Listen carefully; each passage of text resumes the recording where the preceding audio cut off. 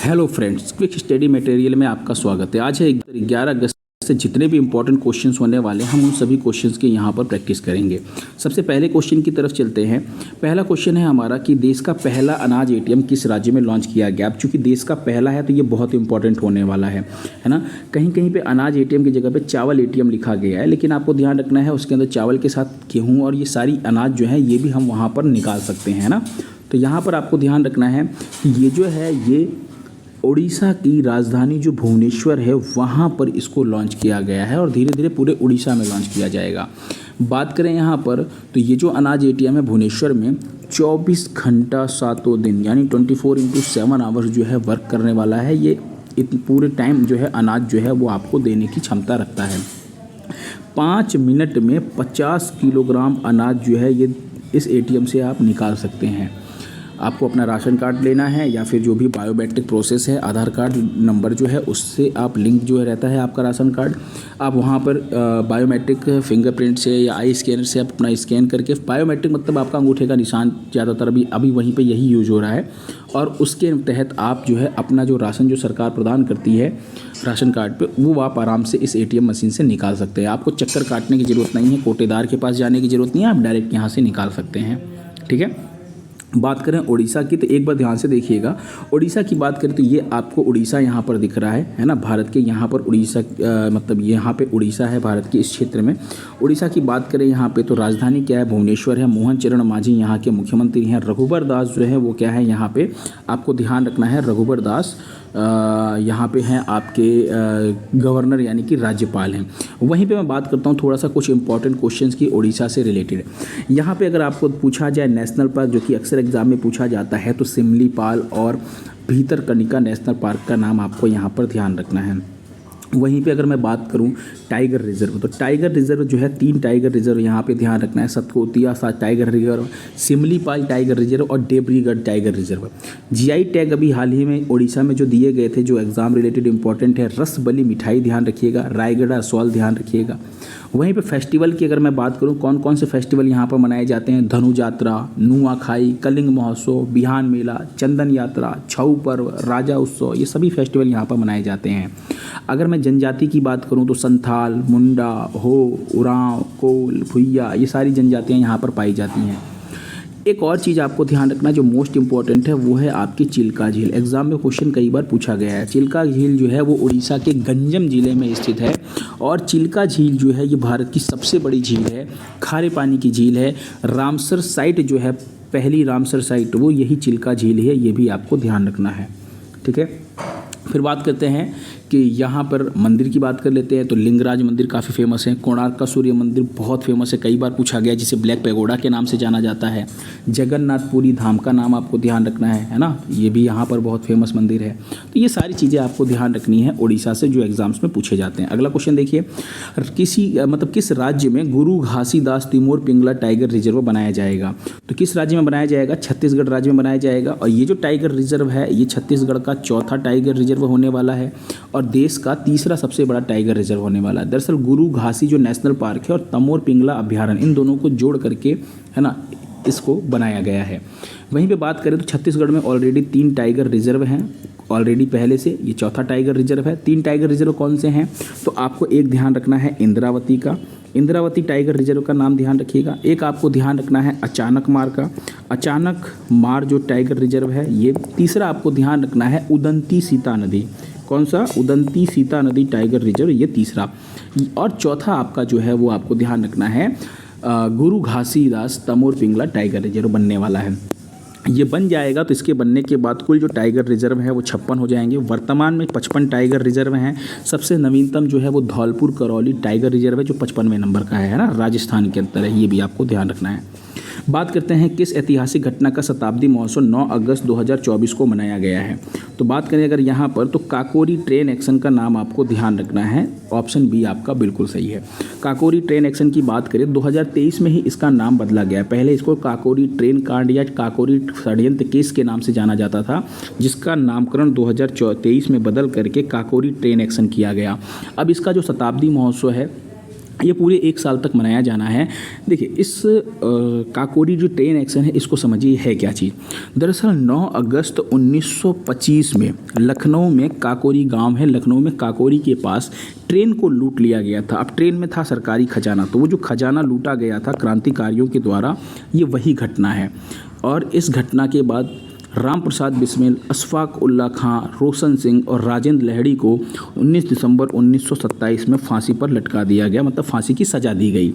ठीक है, वहीं पे आपको ध्यान रखना है चंद्रशेखर आज़ाद जो हैं ये वहाँ से भाग गए थे, है ना, ये फरार हो गए थे, इनको जो सरकार है वो नहीं पकड़ पाई थी। और एक और चीज़ ध्यान रखिएगा, भगत सिंह का इसमें कहीं पे भी जिक्र नहीं है। एग्जाम में पूछा गया था क्वेश्चन एक बार कि मतलब काकोरी ट्रेन एक्शन में किसका संबंध है, मतलब इसमें से कौन कौन लोगों का संबंध है, तो सबका संबंध था, लेकिन भगत सिंह ऑप्शन में था। और आपको ध्यान रखना भगत सिंह का काकोरी ट्रेन एक्शन में नाम नहीं है। चलिए एक और चीज़ देखिए यहीं पे, ये जो आप काकोरी ट्रेन एक्शन की शताब्दी समारोह देख रहे हैं, यहाँ पर माननीय मुख्यमंत्री जी को देख पा रहे हैं आप, यहाँ पर योगी आदित्यनाथ जी को, है ना। चलिए अगला क्वेश्चन देखिए, नोबेल पुरस्कार विजेता त्सुंग दाओ ली का निधन हो गया है और इन्हें किस क्षेत्र में नोबेल पुरस्कार प्रदान किया गया। तो दरअसल इनको ना फिजिक्स के क्षेत्र में यानी भौतिकी का नोबेल पुरस्कार जो है वो प्रदान किया गया था। यानी ऑप्शन ए जो है ये आपका बिल्कुल सही है। नोबेल पुरस्कार कब दिया गया था, तो 1957 में इनको ये नोबेल पुरस्कार प्रदान किया गया था, है ना। अभी अमेरिका में इनका कहाँ पर, अमेरिका में इनका निधन हुआ है, 97 वर्ष की आयु में इनका निधन हुआ है। नोबेल पुरस्कार विजेता की बात करें तो यहाँ पर डैनियल कनमेन का नाम आपको ध्यान रखना है ना। 2002 में इनको इकोनॉमिक्स का नोबेल पुरस्कार प्राप्त हुआ। हेनरी किसिंजर ये भी नोबेल पुरस्कार विजेता हैं, अभी हाल ही में इनका निधन हुआ है।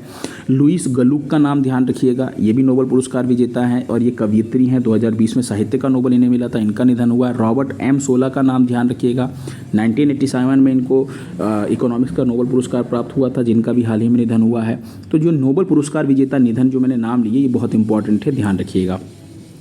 भारत बांग्लादेश सीमा पर वर्तमान में अगर हम बात करें यहाँ पर, तो ये जो वर्तमान की स्थिति है इसकी निगरानी के लिए किसकी अध्यक्षता में समिति का गठन किया गया है।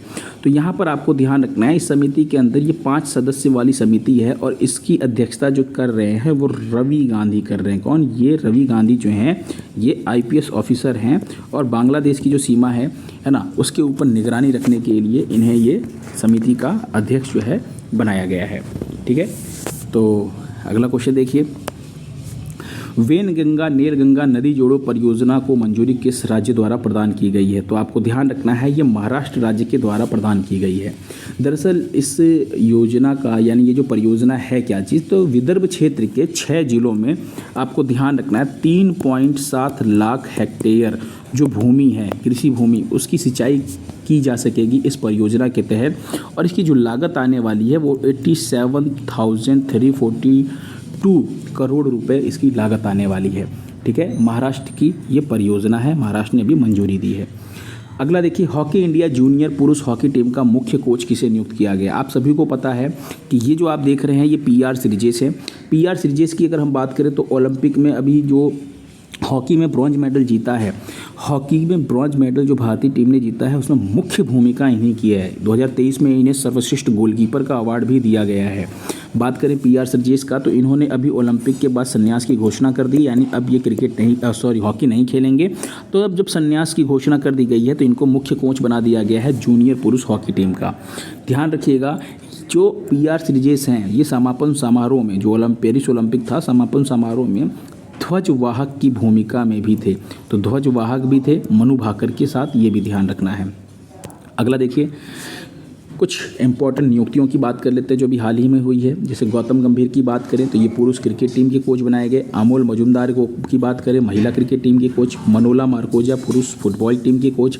वैशाली शेरवी जो है ये भारतीय रग्बी टीम के कोच, महिला और पुरुष दोनों टीमों के।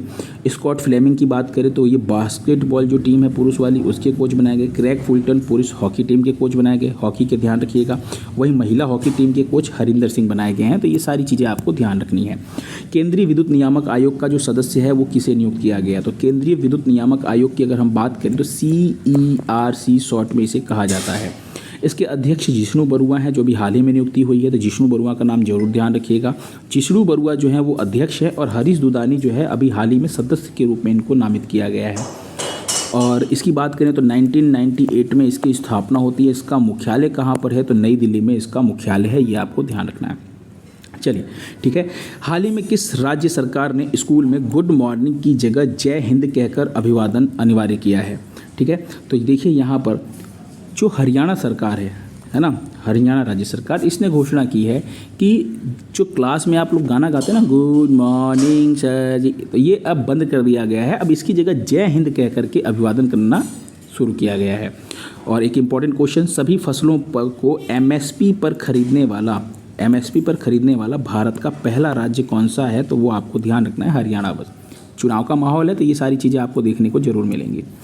हाल ही में जारी हुरुन इंडिया के रिपोर्ट के अनुसार भारत की सबसे प्रभावशाली महिला नेता जो है वो कौन चुनी गई?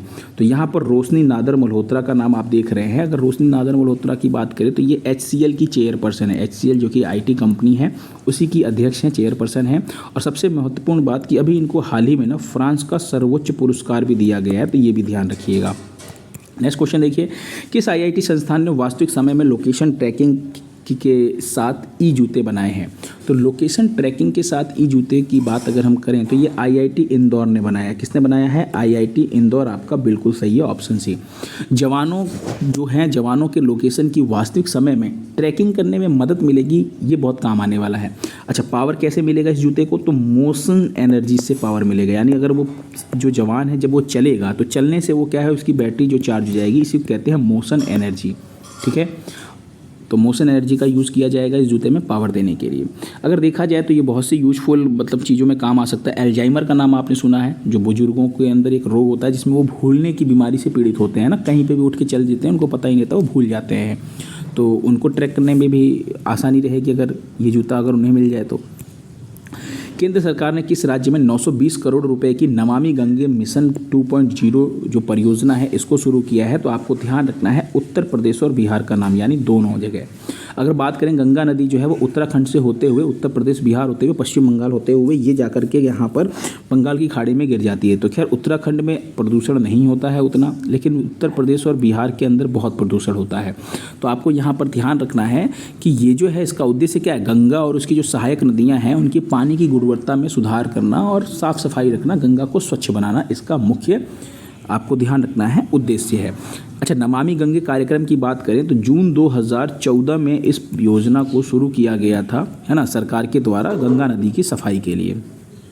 कल मैंने आपसे क्वेश्चन पूछा था, आपदा जोखिम प्रबंधन के लिए बीमा कराने वाला पहला देश का जो राज्य बना था वो कौन बना था? तो नागालैंड बना था, ये आपको ध्यान रखना है। ठीक है, आज फिर आपके लिए एक छोटा सा क्वेश्चन है, क्या है कि पेरिस ओलंपिक 2024 में नीरज चोपड़ा ने कौन सा पदक जीता है? इसका आंसर कमेंट बॉक्स में दीजिएगा, है ना। जितने भी मेडल आए हैं ओलंपिक में बहुत इंपॉर्टेंट होने वाले हैं, कमेंट बॉक्स में आंसर दीजिएगा। आज के लाइक का जो टारगेट रखा गया है वो 20 लाइक का टारगेट रखा गया है ना, वीडियो को जरूर लाइक कीजिएगा फ्रेंड्स। ठीक है, थैंक यू सो मच।